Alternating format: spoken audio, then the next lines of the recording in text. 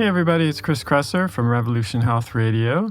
Today I'm going to answer a listener question, but before I do that, I want to remind you that my two events in London, October 31st and November 1st, are coming up, probably only a few days away by the time you hear this. The Saturday event is geared toward the general public and will cover a broad range of topics in the ancestral nutrition and health and functional medicine world. I like to do those events in a way that's driven by the interests of people in the room. So that one is nearly sold out, I believe, but I think there's still a few spaces. It's going to be at King's College, and a paleo lunch will be provided. It's from 10 to 4 p.m. And then the Sunday event is geared more toward clinicians, though, and healthcare practitioners, though all are welcome to attend. And I'm going to focus here more on the trends that will define the future of medicine, functional medicine, the crucial role of the exposome in health and disease. I'm going to present a systems model of functional medicine that I've developed to guide my own practice and also for my clinician training program. I'm going to talk about how to structure and layer a treatment for maximum efficacy, how to customize nutrition plans for individual needs, and of course we'll have a Q&A as well. And that's also from 10 to 4 p.m. We'll also include lunch and is also at King's College. So there's still a few spaces left in that one as well. And this is going to be my first trip to the UK and probably my last trip, at least for a long while. I don't have any plans to come back in the near future. So if you're interested, I would love to meet you and see you at the events. For the public event, you can find more information and register at chriskresser.com/UK public. And for the practitioner clinician event, you can go to chriskresser.com/UK clinician. This episode of Revolution Health Radio is brought to you by 144.me. 144 is a diet and lifestyle reset program I created to help you dial in the 4 pillars of health: nutrition, physical activity, sleep, and stress management. Whether you want to lose weight, boost your energy, treat a chronic health problem, or just maintain your current good health and extend your lifespan, these are the 4 areas you need to focus on before anything else. In the 144 program, I walk you through every step of the process, from cleaning out your pantry and shopping for the right foods, to recipe and meal plans, to video demos of workouts that you can do at home without any special equipment, to guided meditation and stress management programs, to daily sleep tips, to personalized recommendations for what to do after you finish the reset. 144 is a great option whether you're just getting started with this stuff or you've been on the path for a while. In fact, I do a 144 myself 3 or 4 times a year to hit the reset button and give myself a boost. To learn more about how 144 can help you achieve your health goals, head over to 144.me. Okay, now back to the show. Okay, so now let's dive into the show today. We've got a question from Daniel from Sweden, so let's give it a listen. Hello, Chris. Daniel here from Sweden. In a local paleo forum, we have been discussing supplementation with omega-3 and if it's needed or not. And there's quite a few people pushing a product from Cinsano, which is called balanced oil or something like that. They have a test where they test out the ratio between omega-6 and 3. And I just wanted to hear your thoughts on that, because it seems like their test almost always shows that the ratio is bad, which is in conflict with my own thoughts. I mean, if you eat a varied paleo diet and avoid excessive amounts of nuts and so on, and you eat a lot of fatty fish, I think you should be able to have a good ratio without supplementing. It would be great to hear your thoughts on this and maybe get a better understanding if these tests are legit or if you think it's just bad testing. Thank you. Okay, so yeah, this is a really good question. And I think a lot has changed in this area over the last 10, even maybe 3 or 4 years, but certainly over the past 10 years. I think maybe 10 years ago, the vast majority of people would say, yes, everyone should be taking fish oil supplement. And in fact, most patients that come to me, maybe not quite so much now, but maybe 2, 3 years ago, almost everyone that came to me was taking some kind of fish oil supplement, because the idea was, we weren't getting enough omega-3 in our diets, and there were studies that suggested that fish oil goes a long way toward preventing heart disease. So this led to people taking sometimes quite high doses of fish oil capsules, maybe 3 to 5 grams a day or even more, and it became a really large industry and business with a lot of money at stake. But there's been some chinks in the armor of this hypothesis over the past few years, and especially so over the past year.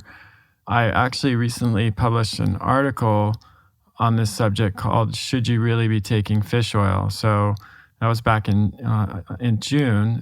If you haven't read that, I would definitely recommend Googling it and reading it, because I summarize a lot of the more recent evidence that suggests that fish oil may not be all it was cracked up to be, especially in the case of heart disease prevention.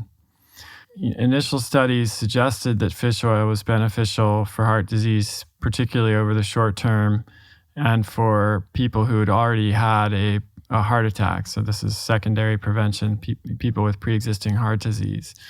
But several studies since then, including large studies and reviews of randomized clinical trials, have found that in adults with pre-existing heart disease, long-term supplementation over 3 years with fish oil had no significant impact on cardiovascular endpoints. There were a few other trials that have looked at the effect of short-term fish oil supplementation on atrial fibrillation, and none of those trials, there were 3 of them, found that fish oil improved patient outcomes. And then the meta-analysis of randomized clinical trials focusing on cardiovascular endpoints like heart attack and stroke found that fish oil did not reduce cardiovascular events or death, and concluded that the evidence doesn't support using fish oil supplements for secondary prevention of heart disease, meaning, again, people who've already had a heart attack. There's not much evidence to support that taking fish oil in that population will really do much of anything. And lest you think it was a problem with that meta-analysis, there were 2 other meta-analyses that were published right around the same time that came to similar conclusions. Now, this isn't to say there isn't any research that supports the use of fish oil for cardiovascular health. There was one meta-analysis in 2013 that found a protective effect on fish oil for preventing sudden death and heart attack.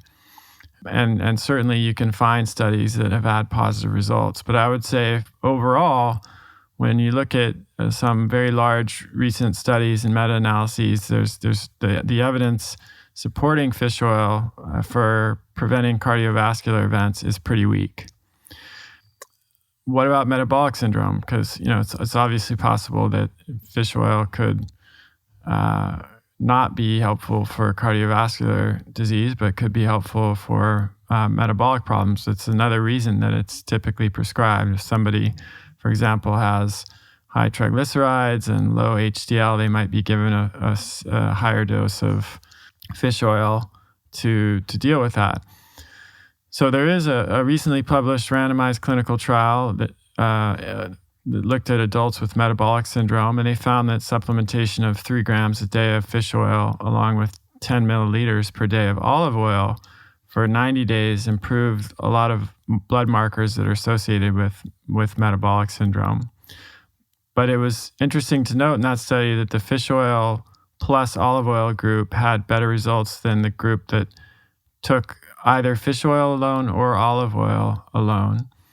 And one reason for that may be that olive oil is rich in antioxidants and may have protected against the potentially greater risk of oxidative damage that comes from consuming a lot more polyunsaturated fat, which is what's in the fish oil.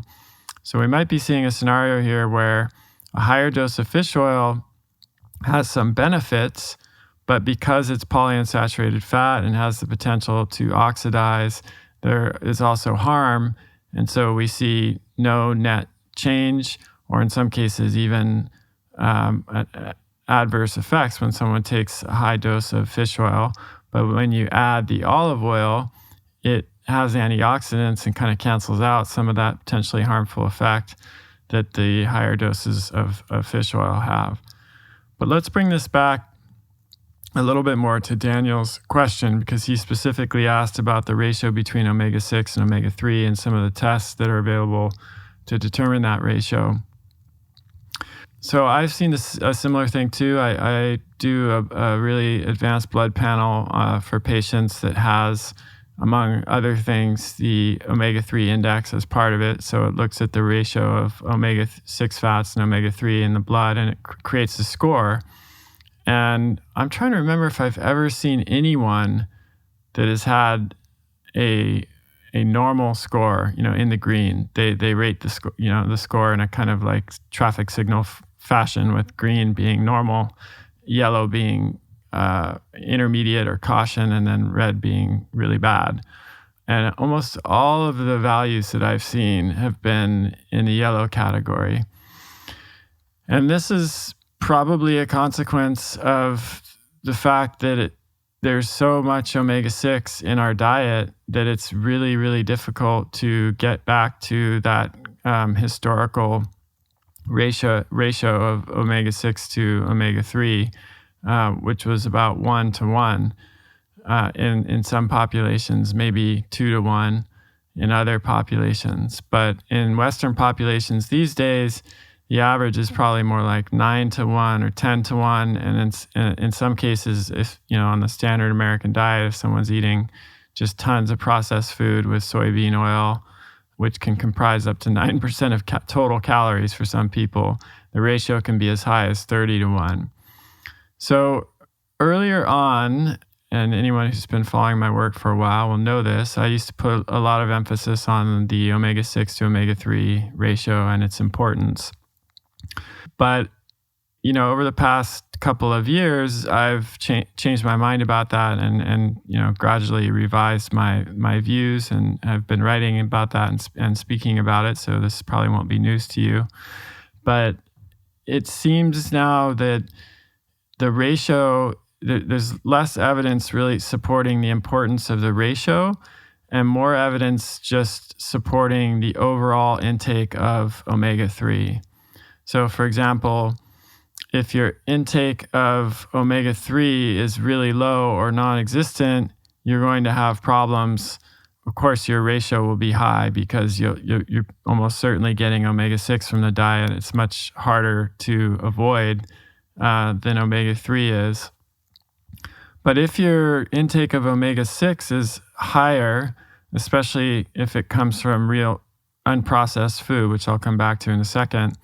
Let's say you're eating avocados and chicken skin and nuts and natural foods that are high in omega-6, but you're also eating some preformed EPA and DHA from cold water fatty fish and some other omega-3s, plant-based omega-3s from things like from vegetables, walnuts and flax seeds, etc. It looks, from my reading of the research and a lot of discussion with Chris Masterjohn, whose opinion I really respect on this issue. He's done a ton of research on the polyunsaturated fats, and in my reading of the literature, there's not a lot of evidence supporting the idea that person who's eating real food-based omega-6 and even in substantial amounts and omega-3s is going to be at increased risk of disease.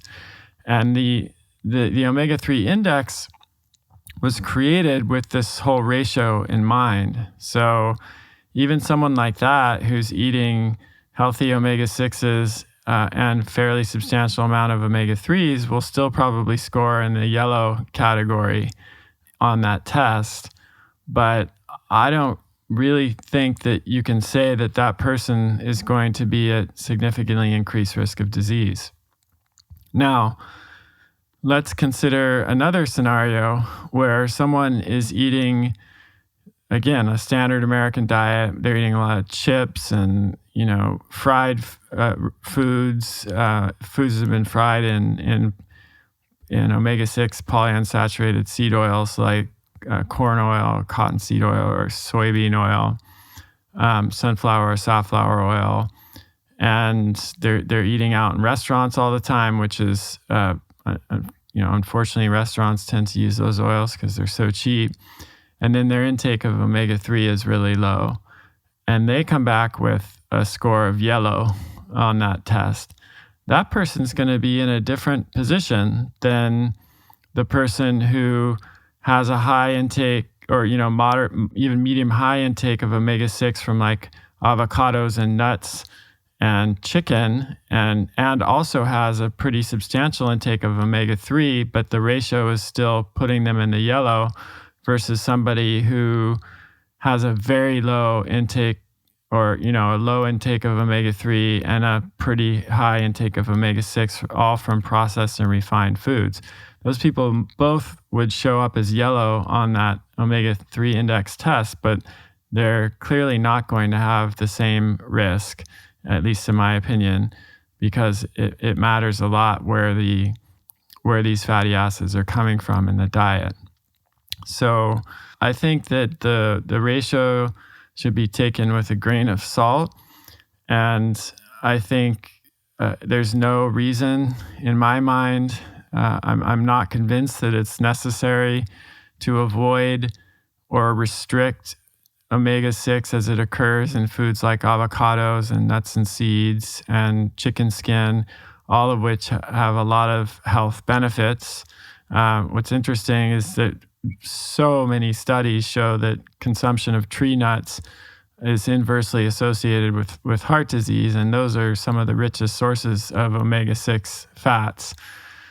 So I don't see a need to restrict omega-6 from those foods, but it is important to get enough omega-3, and the recent studies suggest that fish oil is not the way to do that. They suggest that eating cold water fatty fish and shellfish is consistently still in studies associated with improved outcomes, both cardiovascular and metabolic, and also improvements in overall health, cognitive function, etc. They're pretty significant differences.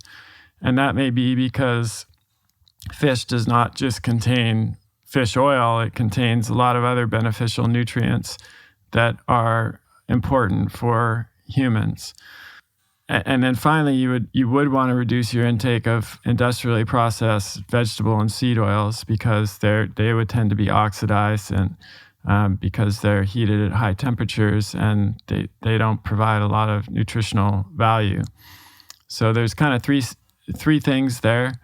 And I think if you just get a good amount of omega-3 from food, don't worry about your omega-6 from nutrient-dense real foods, and limit your omega-6 from industrially processed sources, you'll be in good shape. It all kind of falls into the category of eat real food. I think over the past several years, we've gotten a little too obsessive about some of this stuff. And I never personally saw anyone improve symptomatically by removing, minimizing their intake of omega-6 from real foods. And I don't think that the research is there to support it. So I hope this answers your question, Daniel. And as you said, if you eat a varied paleo diet and avoid excessive amounts of nuts, I don't think the reason necessarily to avoid them is because of the omega-6, but if you're trying to watch your weight, it might be a reason to moderate your intake, but you should be fine even if your ratio is in the yellow range. All right, so that's it for today. Again, if you're interested in seeing me speak in the UK, You can go to chriskresser.com/UK public for the public event, or chriskresser.com/UK clinician for the healthcare practitioner or clinician event. That's it for today. I'll see you next time. That's the end of this episode of Revolution Health Radio. If you appreciate the show and want to help me create a healthier and happier world, please head over to iTunes and leave us a review. They really do make a difference. If you'd like to ask a question for me to answer on a future episode, you can do that at chriskresser.com/podcast question. You can also leave a suggestion for someone you'd like me to interview there. If you're on social media, you can follow me at twitter.com/chriskresser or facebook.com/chriskresser L.Ac. I post a lot of articles and research that I do throughout the week there that never makes it to the blog or podcast, so it's a great way to stay abreast of the latest developments. Thanks so much for listening. Talk to you next time.